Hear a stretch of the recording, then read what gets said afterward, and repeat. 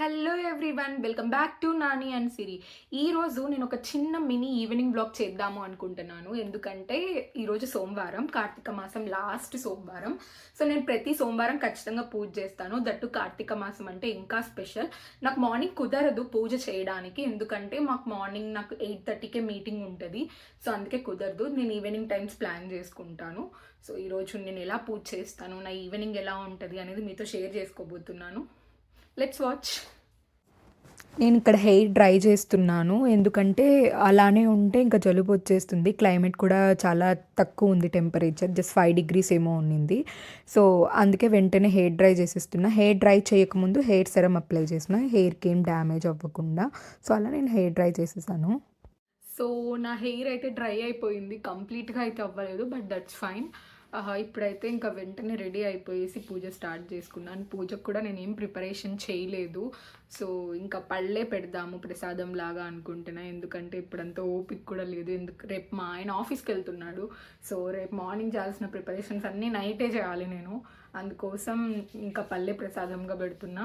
But మనస్ఫూర్తిగా పెడితే ఏదైనా దేవుడు స్వీకరిస్తాడు అనేది నా నమ్మకం. చూడండి గైస్, ఈరోజు మండే, కటింగ్ చేయించుకోవద్దు అని చెప్పినాను, కానీ వెళ్ళి రేపు ఆఫీస్ ఉందని కటింగ్ చేయించుకొని వచ్చినాడు. అన్నిటికంటే ఇది ఇంపార్టెంట్ కదా మనకి. సో దానికోసం ఏదైనా చేయాలి. చూడండి ఎలా కటింగ్ కొట్టించుకున్నాడో. One eternity later. This is my sari for puja. So నేను పూజ అయితే శారీతోనే చేస్తాను మ్యాక్సిమం, ఎందుకంటే ఒక డివైన్ ఎనర్జీ ఇస్తుంది అండ్ మనకు కూడా ఫ్రెష్ లుక్ ఉంటుంది అని చెప్పి ఎప్పుడు జీన్స్లు టాప్స్ నాకు అంత హ్యాపెనింగ్ అనిపించదు. ఇదైతే కంఫర్ట్గా బాగా అనిపిస్తుంది. యాక్చువల్లీ బ్లౌజ్ అయితే దీని మీదది కాదు, సమ్ లెహంగా మీదకి వచ్చింది, కానీ నాకు ఈ ప్లెయిన్ శారీతో పేరప్ చేస్తే క్యూట్గా అనిపించింది. సో అప్పటి నుంచి నేను ఇంకా దీంతోనే పేరప్ చేయడం స్టార్ట్ చేసేసాను. So this is my outfit, overall outfit. ఇంకా ఇక్కడ నేనైతే పూజ కోసం ఫ్లవర్స్ అన్నీ రెడీ చేస్తున్నాను. ఫ్లవర్స్, దీపాలు అన్నీ రెడీ చేస్తున్నాను. ఇక్కడ మాకు ఫ్లవర్స్ మామూలుగా ఇండియాలో లాగా విడిగా దొరకవు. లైక్ కొన్ని మనకి మూరల్లాగా దొరుకుతాయి కదా, జాజి పూలు, బంతి పూలు అలా విడిగా పెట్టి అమ్ముతారు కదా. ఇక్కడ అలా అమ్మరు, మనకి బుకే వస్తుంది. బుకేలో బంచ్ ఆఫ్ ఫ్లవర్స్ ఉంటాయి. మనం దాన్ని పర్చేస్ చేసి మనం యూస్ చేసుకోవాలి. చాలా కాస్ట్లీ ఉంటాయి ఇక్కడ ఫ్లవర్స్, ఎందుకంటే కోల్డ్ రీజియన్ కదా. సో అందుకు ఎక్కువ ఫ్లవర్స్ అనేవి మనలాగా ఎక్కువ డిమాండ్ ఉంటాయి ఫ్లవర్స్ ఇక్కడ. అందులో ఫ్లవర్స్ ఎవరు పెట్టుకోరు, ఇక్కడ అందరు గిఫ్ట్గానే ఇచ్చుకుంటారు కాబట్టి. సో అలా మనకి బుకేస్లో దొరికిపోతాయి. నేను ఇంకా అలా దేవుడి కోసము కొన్ని ఫ్లవర్స్ దేవుడికి కొన్ని పెడుతున్నాను. అలాగే కొన్ని ఫ్లవర్స్ని పెటల్స్ని తీసేసి పక్కన ఉంచుతున్నా, ఎందుకంటే పూజ చేస్తూ దేవుడి మీద పెట్టడానికి. అలా నేను దీపాలు అలాగే నూనె వేసి వత్తులన్నీ నానబెట్టుకుంటున్నా, ఎందుకంటే బాగా తొందరగా వెలుగుతాయి అని చెప్పేసి. ఇక నేను మ్యాచ్ బాక్స్ ట్రై చేస్తున్నా, అదేమో వెట్ అయిపోయింది, వాటర్లో పడింది, ఇంకా అది అంటుకోవట్లేదు. ఇంకా లైటర్ తెచ్చాడు హేమంత్. అంటే తనకేం అలవాట్లేదు అలాంటివి, బట్ మేము సమ్ టైమ్స్ మాకు గ్యాస్ కూడా ఎలక్ట్రిక్ స్టవ్ కదా, సో మాకు ఇంకా వేరే ఛాన్స్ ఉండదు. అందుకు లైటర్ సమ్ టైమ్స్ యూస్ చేస్తాము in case match box support చేయకపోతే. సో ఇలా నేను దీపాలన్నీ నానబెట్టేసుకొని వాటిలో ఒత్తులు వేసేసి ఇంకా దీపాలు వెలిగించడానికి ప్రిపేర్ చేస్తున్నా.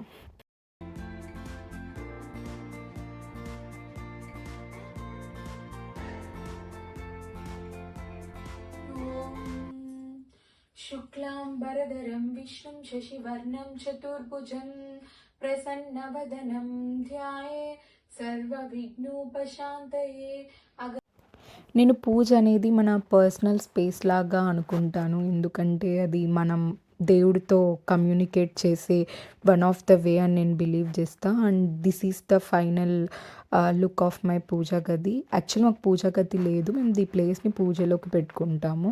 సో చాలా బాగా జరిగింది. ఇప్పుడే సక్సెస్ఫుల్గా పూజ కంప్లీట్ అయిపోయింది. చాలా డివోషనల్గా అనిపించింది. అది ఎందుకో పూజ చేస్తే ఆ స్మెల్, ఆ అగరబత్తుల స్మెల్ అదంతా డివోషన్తో నింపేస్తుంది మన ఇంటిని. సో మన ఇంట్లో ఏదైనా నెగిటివ్ వైబ్స్ ఉన్నా కూడా వెళ్ళిపోతాయి ఆ స్మెల్ వల్ల, ఆ గుడ్ వైబ్ వల్ల. సో కాబట్టి పూజ అనేది ఖచ్చితంగా చేయడానికి ట్రై చేస్తా నేనైతే.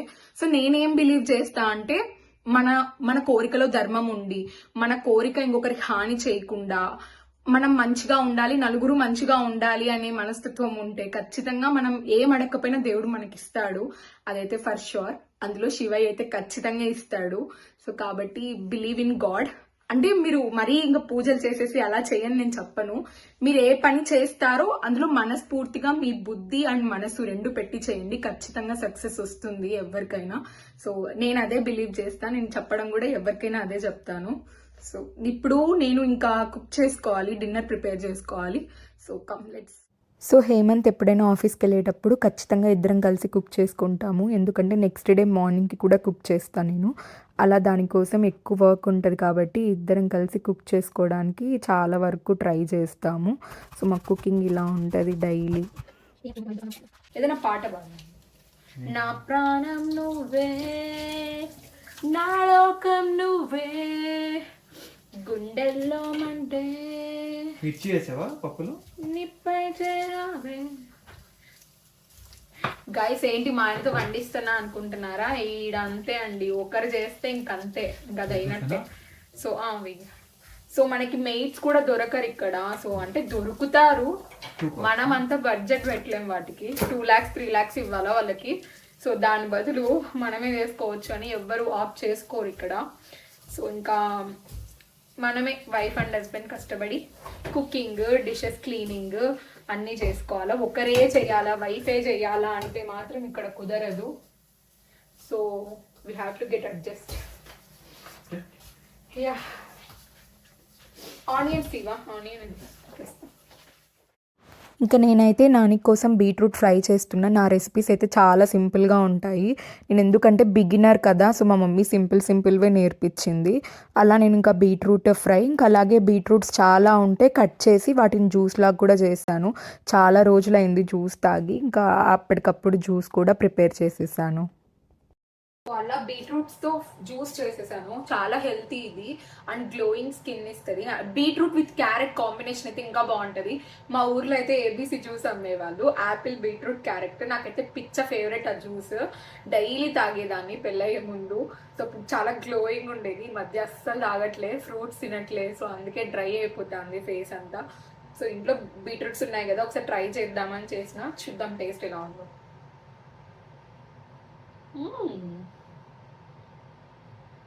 చాలా బాగుంది టేస్ట్.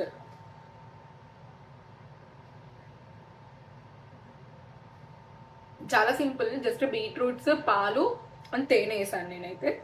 కానీ చాలా ఎక్సలెంట్గా ఉంది టేస్ట్. అండ్ నట్స్ అవి అక్కడక్కడ తగులుతూ ఉన్నాయి, చాలా బాగుంది. అలా జ్యూస్ తాగేసిన తర్వాత ఇంకా చూస్తే ఆల్మోస్ట్ అయిపోయింది బీట్రూట్ ఫ్రై. సో ఇంకా వెంటనే ఉప్పు, కారం, ధనియాల పౌడర్ అండ్ ఎండు కొబ్బరి, ఇది డ్రై కోకోనట్ పౌడర్. మాకు ఇక్కడ రెడీమేడ్ దొరుకుతుంది, ఇండియాలో కూడా దొరుకుతుంది. సో ఇంకా నేను అవి డైరెక్ట్ వేసేస్తాను. ఇది కామన్ అండి, అన్ని ఫ్రైస్కి నేను ఇలానే వేసేస్తాను. బాగుంటుంది, సింపుల్గా డెలీషియస్గా ఉంటుంది. ఒకసారి ట్రై చేయండి ఇలా కూడా. సో గైస్ ఫైనలీ కుకింగ్ అయితే కంప్లీట్ అయిపోయింది. సో నా పార్ట్ అయితే డన్.